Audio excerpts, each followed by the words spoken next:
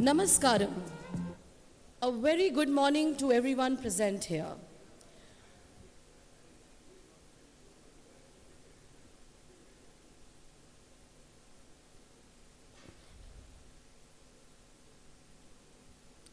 Good morning, friends, delegates, speakers. Please take your seats.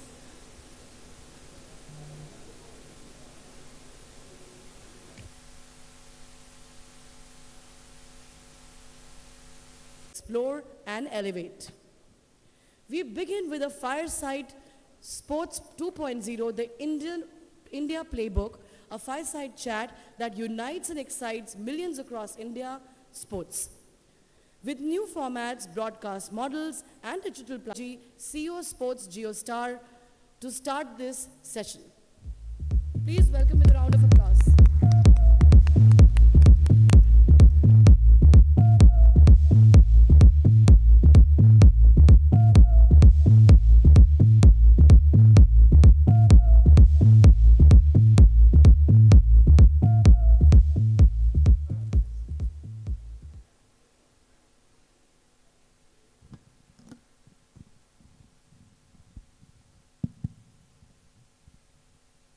GeoStar, sport has infinite possibilities. When India plays, a billion hearts beat as one. IPL 2025. One season, one nation, 1.19 billion.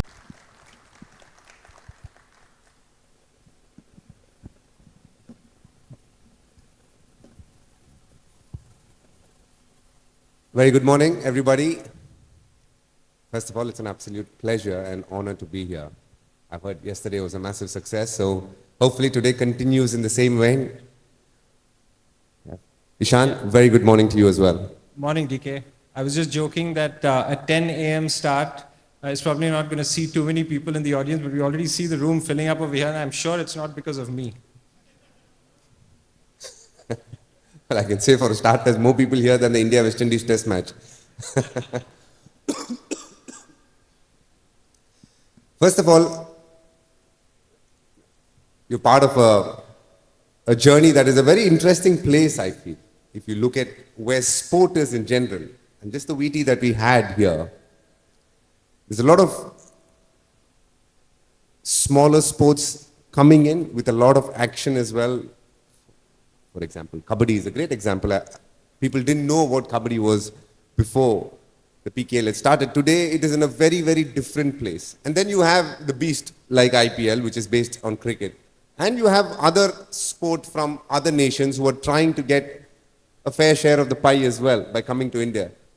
How hard is it to balance all these three things together? Look, it's a challenge. I won't deny it. But the great thing is that we are in a country where the growth of the sports economy is literally just picking up. And I think the next 5 to 10 years, DK, is going to be crazy for the sports economy. Deloitte recently did a study in which they said India's sports economy is going to grow from $30 billion to $70 billion between 2023 and 2030. To put that in perspective, Brazil is at 6 to 8 billion. The UK, which is such an advanced market, is about 40 billion. So there's a lot of growth that's happening here. A lot of it, as you say, is driven by men's cricket. I actually think that the leadership that men's cricket will have in the overall sports economy will continue. And the reason for that is the scale it operates at, the innovation that we are seeing in the way the product is actually designed and delivered, but most importantly, the quality of the cricket and the results that our team is putting up on the board. I think that's going to take care of men's cricket itself. But to your point, I think the big trend that we are betting on is the rise of other sports in India. Whether those are established sports like tennis and football or kabaddi, or even new and nascent sports like esports. We think that's where we're going to see a lot of exponential growth. And that's not just because we would like that to happen, but it's because as soon as you have Indian talent and Indian sports people start to deliver really great results, you're going to start to see the growth of fandom in the country. I mean, just look at what Neeraj Chopra did for the javelin. The second big thing is there's so much investment going in at the grassroots level, whether it is from the government itself, which is really investing in multiple sports, but also from the private sector. And finally, you and I were just talking about this off stage, the role that technology is going to play in packaging up sports and presenting it as a personalized, immersive experience, which is different for you and different from me. I think that combination together is going to really drive the growth of other sports. It's quite fascinating to hear you speak about what technology does in the broadcasting world. Obviously, it drives a large part of it. And the same technology has played a big part in cricket as well. There's a person sitting here. He actually, in many ways, I know he won't like me saying this, but he changed the fate and fortune of a very interesting franchise called the Knight Rider franchise, Kolkata Knight Riders. When he joined in 2010, I remember that it was a team which had good names, but probably didn't play up to its potential. But what Venki Mysore, the man I'm referring to, came in and did was the use of technology, which was obviously stats-based thing, numbers, understanding what numbers mean. As I was growing up, technology was a bit of a taboo. I remember early 2000s when a little bit of technology was used. Technology at that stage would mean videotaping what you're batting, videotaping a bit of your bowling. But a lot of the senior cricketers actually had a bit of a pushback towards it and saying cricket is a field-based sport. Arey yes, video dekh ke confuse mat ho jao. That is the kind of impression they had to what it is today, where, for example, in cricket we use the Hawkeye data. What a bowler is bowling, what sort of lengths he is bowling, etc. And let's go back to 2010 when Venki sir actually used technology to find out, using numbers, what's the kind of opening partnerships has worked. Everybody would give you a bland answer like left, right is great. Everybody knows left, right is great. But what's the combination you want to go with? So the beauty of technology is the questions you ask of it, and then getting the feedback and using it in your experience. And you've been part of one of the fastest growing platforms, if not the best platform that there has ever been, YouTube. And that is completely technology based.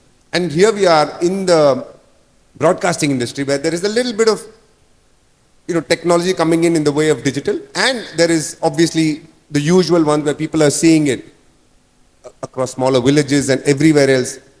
How do you bridge that gap actually?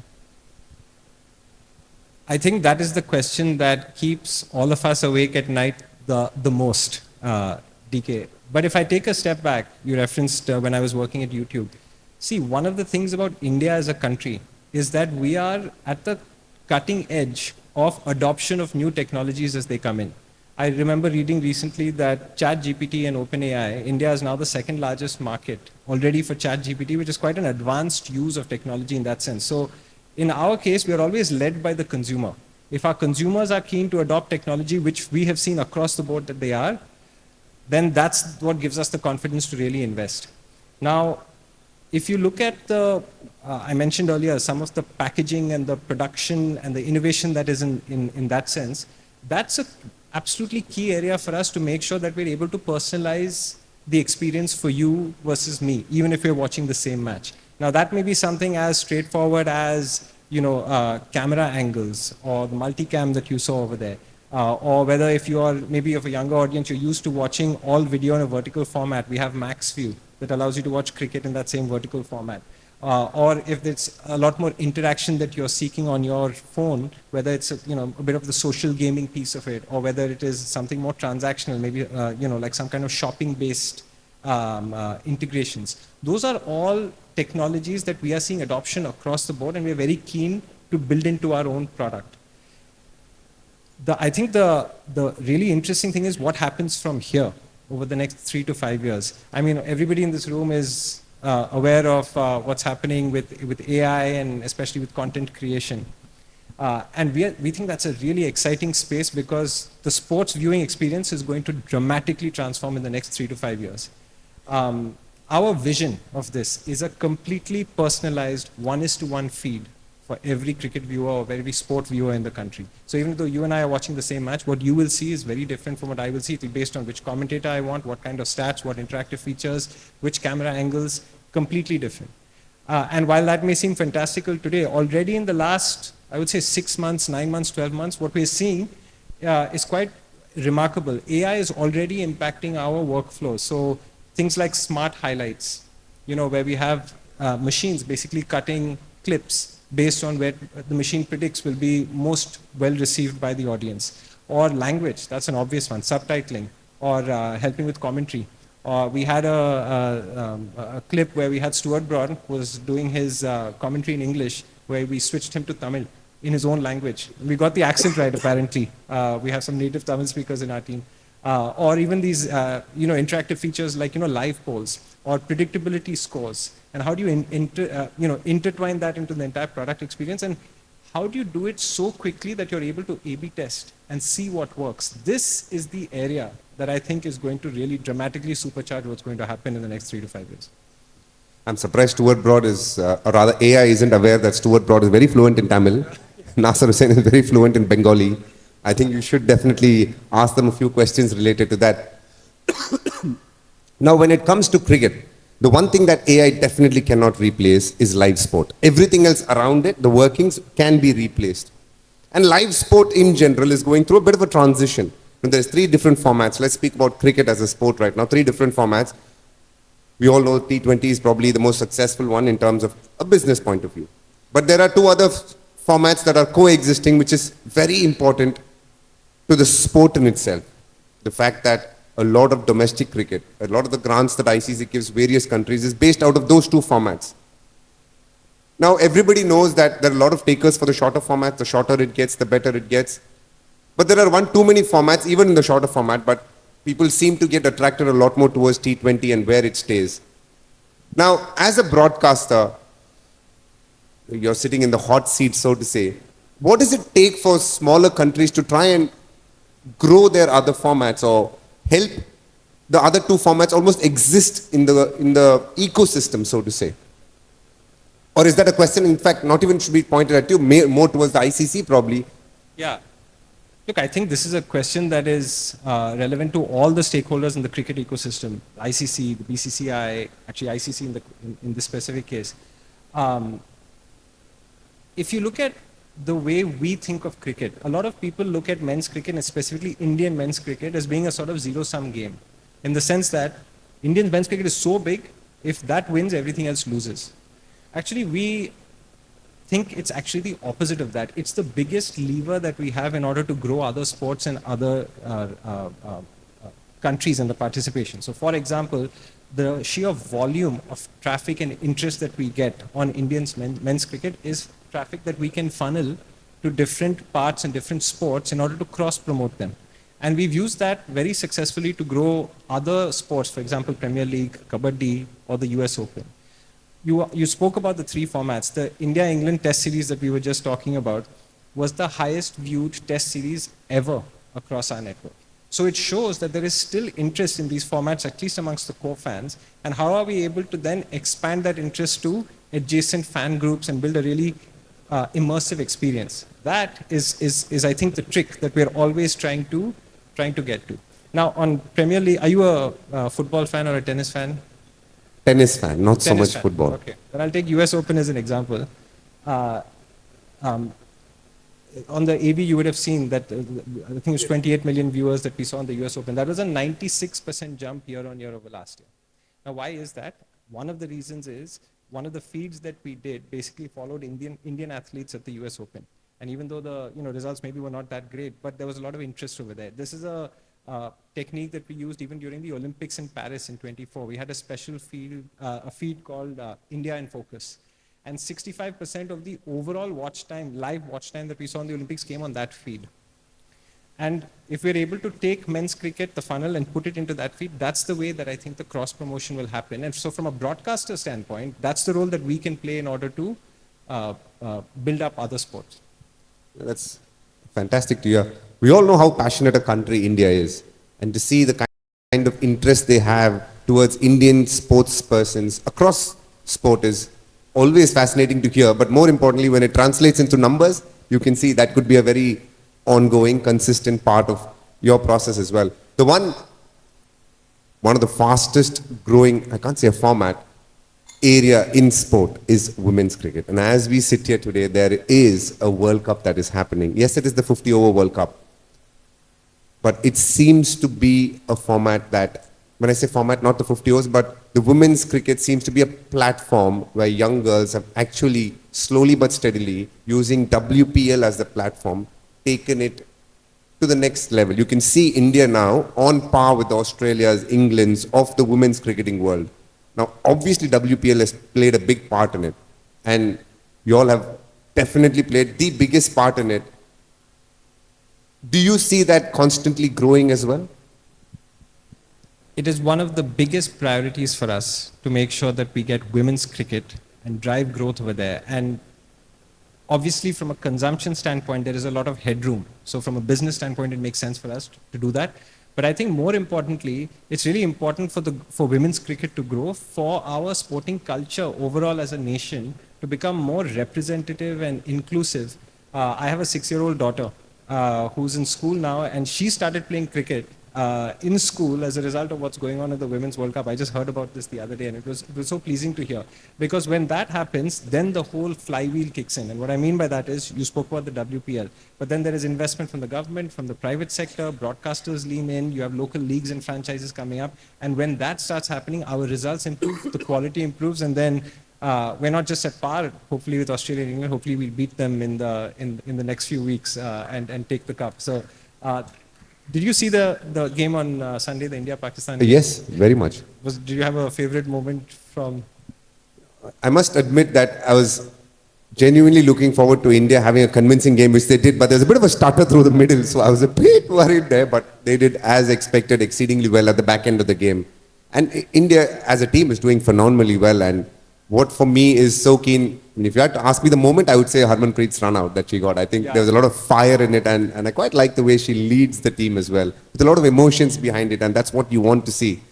But yes, please. Yeah. And that's exactly the point. Say like women's cricket, the quality, the standard that it has reached right now is on par with the men's game in many different ways. I think it is incumbent on us as the broadcaster in order to be able to provide visibility for the game and tell the right stories. Now, provide visibility, that is all about making sure it has primetime programming, the right slots on television, the right kind of cross-promotion that is happening across men's cricket. Now, we have India-Australia coming up very soon. So how do we make sure we take that funnel and make cross-promote women's cricket in an appropriate way? That is, I think, what we can do on the visibility side.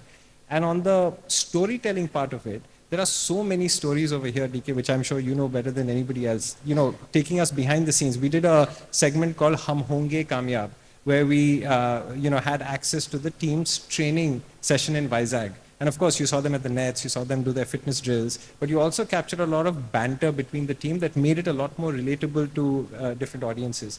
And when it comes to player stories themselves, we've heard so many stories in Indian cricket of people who have come from, have overcome so many challenges in order to get to the Indian team.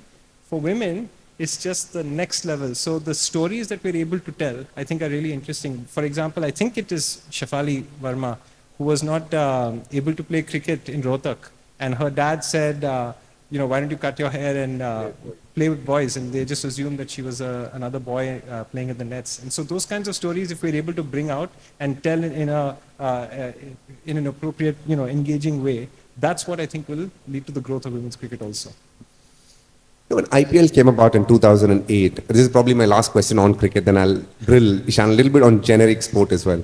When IPL came about in 2008, there was a conscious effort to mix sport and entertainment. Does it still stand good today? Or has it shifted slightly more towards the analytical side of things vis-a-vis the entertainment side of things? Where do you sit with it, and where do you think cricket as a sport stands, especially in the IPL format? The great thing about cricket, and especially with the IPL, is because of the scale it operates on, there are many different fans. There is the core sports fan who wants to go as deep as possible and figure out, like, this particular batsman is coming, where did they make their debut in under 16, how much did they score in school cricket, etc. That's one segment. But as we're thinking about IPL, we are already operating at a scale. You saw it on the AV over there. Last IPL, we lit up 1.1 billion screens across TV and digital. Now, in order for us to grow consumption, whether it is number of people who come in to watch the match, whether it is the number of matches that they watch through the season, or it is the watch time that they have per game, there is scope for us to increase each of that. But in order to do that, we have to appeal to different interests. So you may have a casual viewer who may be interested maybe in a RCB CSK game, but maybe not so in some of the other franchises. There, melding it with entertainment, maybe reaching out to the right kind of Bollywood celebrities, or whether it is YouTube creators, or even working on IP that we have. You saw in the AV over there, we have an IP called Motu Patlu, which is, we put the two characters right into the stream and had them engage with a kid fan as well as with a commentator, and that brought in it was very well received. So I think a combination of that is very focused on bringing new audiences and bring the casual viewer in and get them involved in the IPL ecosystem. So that's the playbook. So to answer your question, I think it's both, because we are operating at a scale that we have to constantly reinvent what the offering is for the core fan as well as for the casual fan. I completely love your honesty here. A lot of people could have easily said, no, it's a lot of sport, but the fact is that it is something that India likes. India likes a bit of song and dance about it. And the fact that we love our sport, and there is the core cricket viewer who likes analytics, as you said, but there are people who switch on and have fun with just watching. They just want to have time, a good time. In fact, I'm not going to lie. I did watch a little bit of IPL in Bhojpuri because I heard it's very funny. Okay. So I didn't manage to do it. The fact that there is a couple of young cricketers who have done Haryanvi as well. These are languages that I'm not exposed to, but just watching them kind of commentate when somebody is hitting a boundary, the tones that they go in. All these I find very interesting. DK, you have no idea how much of a passionate debate that is within our team, which is which language, should we do it for all the games, does it make sense or not? So there's a lot of thought and analysis and effort that goes into making sure we have a good product. But a very good friend of mine who's the chief product officer at JioStar, his name is Bharat. He was in the US for 20 years or 25 years or something. So he was a cricket nut, watched only, your comment. Let's start by saying I'm very disappointed with Bharat. But I'll tell you this one. So I haven't heard Bhojpuri, but Tim David hit 3 sixes in the last over of a T20 in the last year's tournament. And then we had a team meeting before the next game. And then there is this young boy called Swastik Chikara who plays for RCB. And he said, he went to Tim David. It's very funny in IPL how people who actually, Indians who are not fluent in English, become very good mates with people who are absolutely no connect with any Indian language. So Tim David and Swastik Chikara became very decent friends, let's put it that way. So before the team meeting, he goes, takes his phone and shows Tim David and tells him, I want you to close your eyes and listen to the commentary and tell me what is happening there. It was such a funny moment. Obviously, Bhojpuri go on a completely different tangent, and it's very funny as well. I could only hear Tim David laughing, not understanding the language. But the fact is that that's the kind of connect that people have with sport, at the same time the entertainment side of things, and the fact that you'll have cut across borders and gone to so many different languages is amazing to even think of.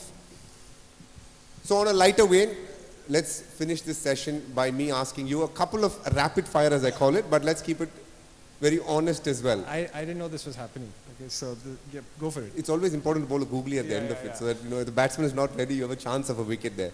So let me ask you 3 questions. Your favorite sport? Cricket. Your favorite moment in cricket? Oof. Venkatesh Prasad bowling Amir Sohail in the 96 World Cup. I'm dating myself here, as you can see. Let's finish off by saying your favorite cricketer. Oh, that is so tough.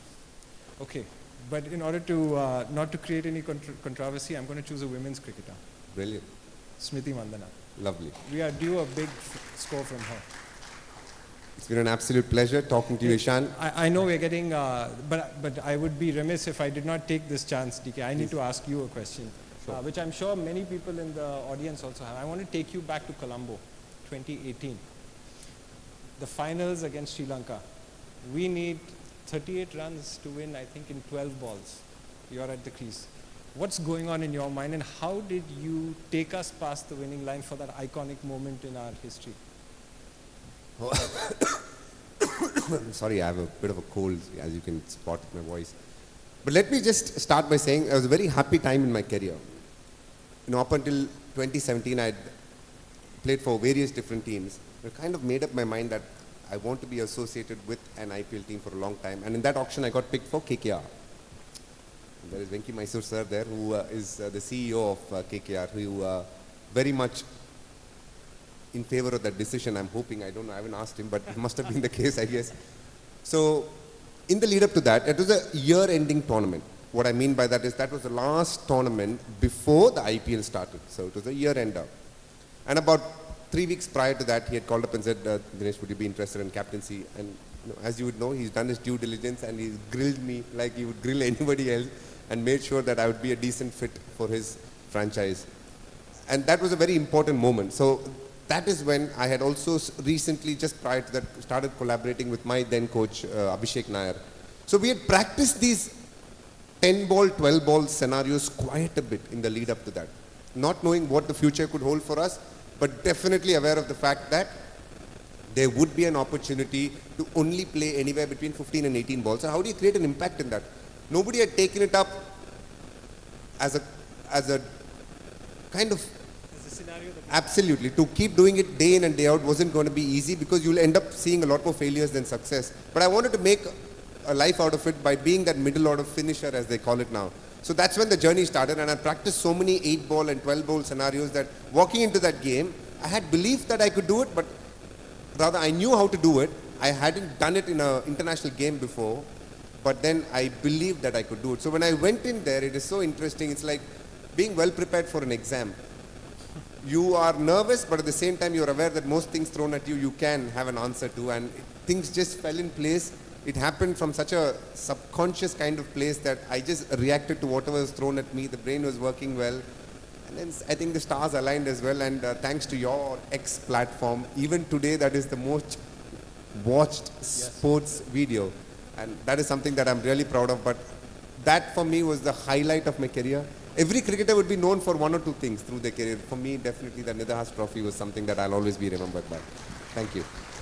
Thank you, DK. Thanks. And I just want to say thank you. It's been a terrific few minutes chatting with you, and all the very best with your new journey. To you as well. Thanks, DK. It's not every day that we hear such candid reflections, sharp perspectives, and real stories from the heart of cricket and beyond.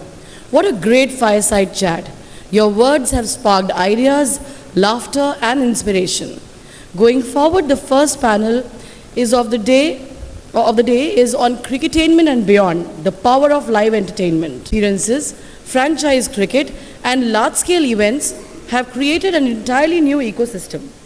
To open this session, we have a keynote